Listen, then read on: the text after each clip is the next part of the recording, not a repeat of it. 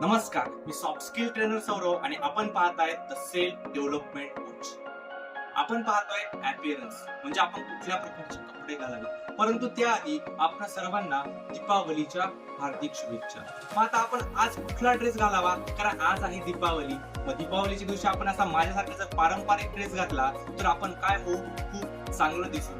आपले जे काही पारंपरिक सण आहेत, गुढीपाडवा झाला, दसरा झाला, दिवाळी झाली, अक्षय तृतीया झाला, या सगळ्या सणांमध्ये आपण जर असे पारंपरिक वस्त्र परिधान केले तर आपण खूप देखणे दिसाल, एकदम चांगले दिसाल. मग अशा या पारंपरिक वस्त्रांसोबत आपण पायांमध्ये काय घातलं पाहिजे? पायांमध्ये मोजडी घातली पाहिजे, कोल्हापुरी चपला घातल्या पाहिजे, आपण डोक्यावरती टोपी घातली पाहिजे किंवा आपली महाराष्ट्राची शान म्हणजे फेटा आपण डोक्यावरती बांधला पाहिजे. आणि असे हे पारंपरिक वस्त्र जर आपण घातले तर आपल्या पारंपरिक सणांबरोबर आपली संस्कृती सुद्धा पुढे जाईल आणि आपल्याला आपली संस्कृती सुद्धा जोपासता येईल. अशाच या व्हिडिओसाठी द सेल्फ डेव्हलपमेंट कोच या पेजला फॉलो करा आणि आपल्या या व्हिडिओला लाईक करा, कमेंट करा आणि फॉलो करा.